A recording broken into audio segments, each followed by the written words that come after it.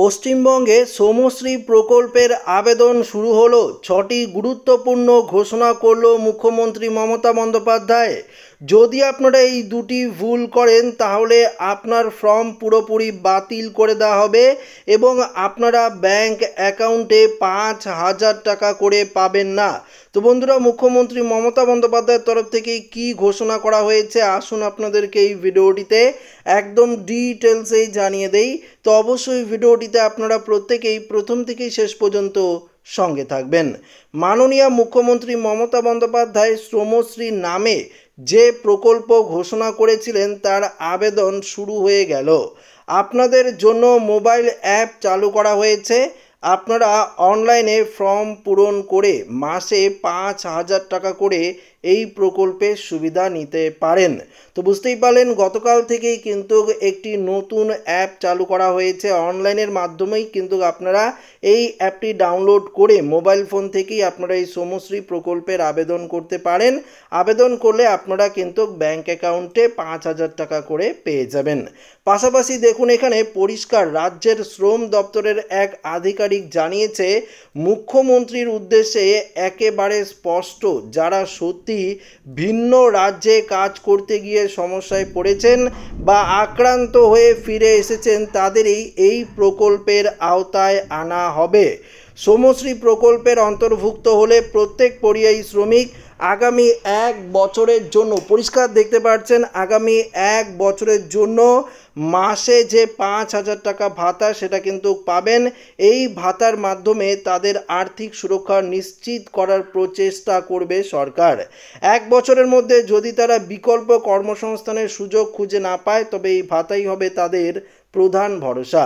তবে এখানে পরিষ্কার একটি কথা কিন্তু বলে দিয়েছে, যারা দেখতে পাচ্ছেন যে স্পষ্ট, যারা সত্যি ভিন্ন রাজ্যে কাজ করতে গিয়ে সমস্যায় পড়েছেন বা আক্রান্ত হয়ে ফিরে এসেছেন তাদেরই এই প্রকল্পের আওতায় আনা হবে। অর্থাৎ ধরুন আপনারা ভিন্ন রাজ্যে কাজ করেন কিন্তু আপনারা বাড়িতে না এসে যদি আপনারা সেখান থেকে যদি শ্রমশ্রী প্রকল্পের আবেদন করে থাকেন তাহলে কিন্তু আপনারা এই প্রকল্পের কোনো রকম সুযোগ সুবিধাই পাবেন না। এই কথাটা কিন্তু আপনাদের মাথায় রাখতে হবে। পাশাপাশি প্রকল্পের অন্যতম লক্ষ্য হলো রাজ্যে ফিরে আসা পরিযায়ী শ্রমিকদের পুনর্বাসন করা।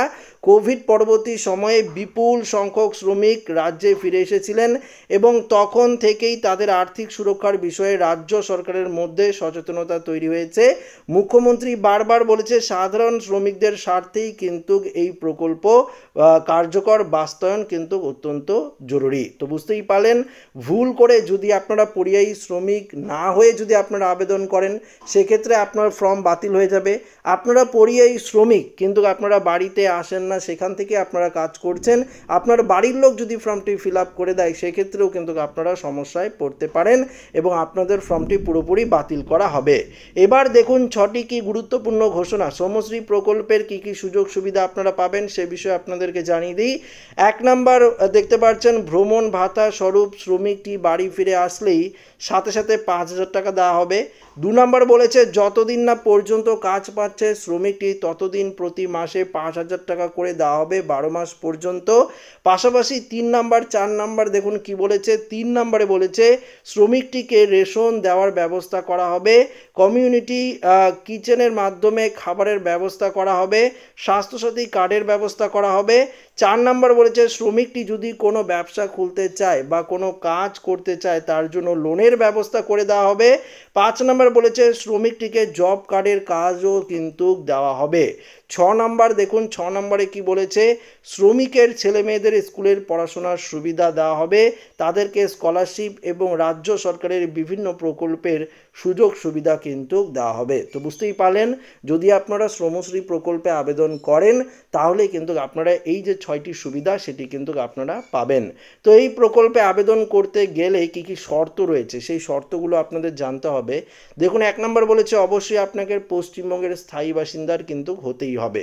পশ্চিমবঙ্গের স্থায়ী বাসিন্দার হতে হবে এবং পশ্চিমবঙ্গের বাইরে কিন্তু আপনাদেরকে কাজ করতে হবে। অর্থাৎ ধরুন আপনারা মুম্বাইয়ে কাজ করতে পারেন, কেরালায় কাজ করতে পারেন, তামিলনাড়ু, পাশাপাশি যদি গুজরাট সেই জায়গায় যদি কাজ করে থাকেন সেক্ষেত্রে বাড়িতে ফিরে আসলে এই প্রকল্পের সুবিধা পাবেন। 2 নম্বর বলেছে, আপনাকে একজন পরিযায়ী শ্রমিক হতে হবে, অর্থাৎ আপনি পশ্চিমবঙ্গের বাইরে বা অন্য দেশে কাজ করছেন, বর্তমানে আপনি আপনার বাড়িতে ফিরে এসেছেন, তাহলে আপনি এই প্রকল্পের জন্য আবেদন কিন্তু করতে পারবেন। তো বুঝতেই পারলেন মোদ্দা কথা।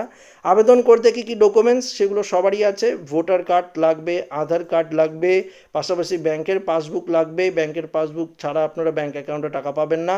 তো অবশ্যই আপনারা ব্যাংকের যে অ্যাকাউন্টটি রয়েছে সেটি দেখবেন, যদি চালু থাকে, বন্ধ হয়ে থাকলে কিন্তু টাকা ঢুকবে না। 4 নাম্বার বলেছে পরিযায়ী শ্রমিক কার্ড, পাশাপাশি 5 নাম্বার বলেছে দেখতে পাচ্ছেন পাসপোর্ট সাইজের ছবি, সেগুলো কিন্তু অবশ্যই আপনাদের লাগবে।